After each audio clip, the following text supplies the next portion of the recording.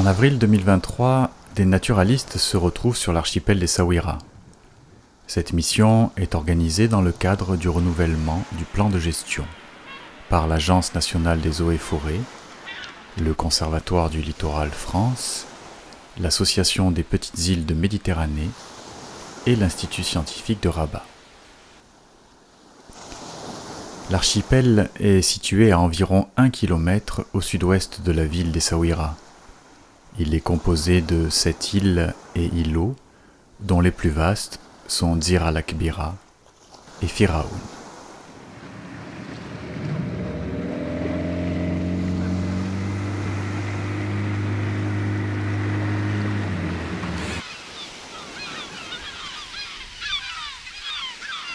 Les vestiges présents sur l'île témoignent d'une occupation qui remonte à l'Antiquité, avec l'exploitation du pourpre. Mais ce sont d'autres vestiges plus récents, datant des XVIIIe et XIXe siècles, qui marquent aujourd'hui le paysage. Les 6 fortins, répartis autour de la grande île, ont été construits en même temps que la ville d'Essaouira, au XVIIIe siècle. Munis de pièces de canon, ils défendaient le port de Mogador. Le paysage est aussi marqué par la silhouette de la mosquée, construite à la même époque que la prison. Son minaret est encore accessible, mais son état se dégrade de jour en jour. L'ancienne prison de Mogador, construite au XIXe siècle, s'impose au cœur de la grande île, avec son immense enceinte rectangulaire. L'accès se fait à travers une série de 5 portes, de plus en plus basses, que l'on franchit l'une après l'autre. L'absence d'eau sur l'archipel avait conduit à la construction de citernes depuis l'Antiquité. Aux 3/4 enterrées et recouvertes de végétation, les citernes les plus récentes, encore visibles, collectaient les eaux de ruissellement du vallon central. Une formation ligneuse, basse et dense, s'étend sur les 2 îles principales. On a la chance de bénéficier d'une étude assez précise, réalisée en 1921. Donc ça, j'ai l'article. Il y a la liste complète des espèces. Ils avaient indiqué 58 espèces en 1921. Et en 2010, il n'y en avait plus que 18. Et en 1921, ils avaient distingué 2 grands types de communautés, dont une qui, a priori, aurait disparu. La mission de 2023 a permis d'inventorier 29 espèces végétales, ce qui est loin des 58 taxons recensés en 1921. Mais l'intérêt floristique de l'archipel réside dans son originalité. Situé sur un large plateau continental, l'archipel profite de remontées d'eau froide, qui lui procurent ce climat si particulier. Sa végétation possède des similarités avec les îles orientales des Canaries, fait unique le long de la côte atlantique marocaine.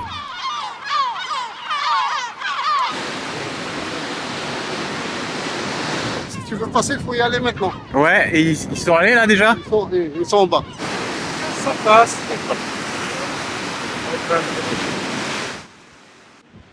L'archipel abrite plusieurs espèces d'oiseaux d'intérêt patrimonial, dont le grand cormoran marocain, endémique local, et le faucon d'Éléonore.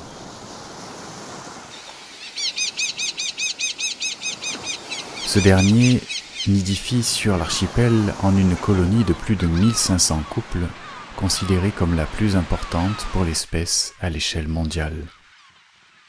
Elle est l'une des 3 seules colonies situées hors de Méditerranée, avec celle des Canaries et celle de Salé, plus au nord. Une autre espèce, très largement présente, est le goéland lecoqfeu. Puisque les goélands sont répartis tous dans cette région-là de l'île, on va se distancer par quelques mètres et compter tous les nids qu'on trouve. Sa population a fortement augmenté ces dernières années et perturbe aujourd'hui les équilibres écologiques de l'archipel. Il est notamment responsable d'une diminution de la biodiversité végétale et de pression importante sur les autres oiseaux nicheurs, les reptiles et les insectes.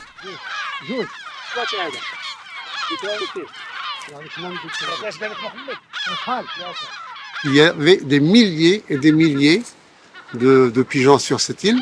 Maintenant, il y a presque rien, même pas 2 ou 3 dizaines. Parce qu'ils vont notamment à l'embouchure de l'autre Somme, là où il y a un bon débit d'eau douce, et ils se font tirer par des braconniers. Le faucon d'Éléonore se rend quotidiennement sur l'oued Ksob pour effectuer sa toilette ou s'y abreuver. Cet écosystème aquatique, situé à quelques kilomètres de l'archipel, est indispensable à sa survie, comme à celle de nombreuses espèces d'oiseaux.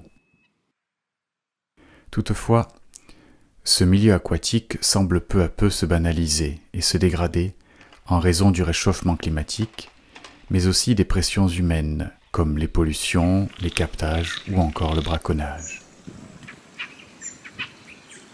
Une portion du fleuve de quelques kilomètres conserve toutefois une certaine naturalité, essentielle pour le faucon d'Éléonore. Ok, ouais. On a trouvé un jeune là sous une pierre. La première fois qu'on en voit un sur cette île.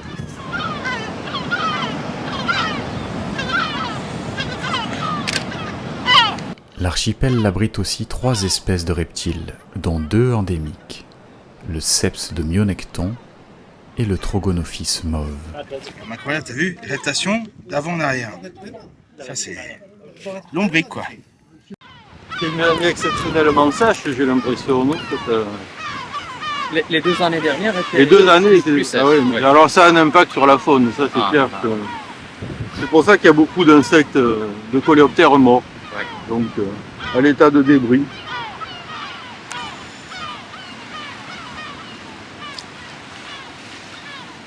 Ce qui est curieux, c'est que l'île n'a jamais été prospectée pour les insectes et pour les coléoptères. Donc on ne sait absolument pas ce qu'il y a. L'inventaire des insectes a pu révéler la présence de 10 espèces endémiques et une espèce nouvelle pour le Maroc. Des choses intéressantes? Ben oui, il y a pas mal d'espèces en fait. J'en suis au moins à 6 espèces de coléoptères, c'est pas si mal quand même. C'est ça les ténébris. Ça c'est un ténébrion, c'est le genre Pachykila. Face aux pressions de toutes sortes, dérangements, changements climatiques, pollution, la conservation de l'ensemble de l'archipel d'Essaouira et de l'oued Ksob constitue un enjeu majeur. À travers la protection de ces îles, le Maroc porte la responsabilité de conservation d'une espèce phare menacée à l'échelle mondiale, le faucon d'Éléonore. Face aux menaces de plus en plus prégnantes, l'objectif est de renforcer la gestion entreprise depuis plus de 30 ans par les eaux et forêts. Depuis les années 1980, cette gestion a notamment permis de multiplier par 30 l'effectif de la population de faucons d'Éléonore. L'archipel d'Essaouira va disposer d'un nouvel outil qui est le classement en aire protégée officiellement et en partenariat avec les acteurs locaux.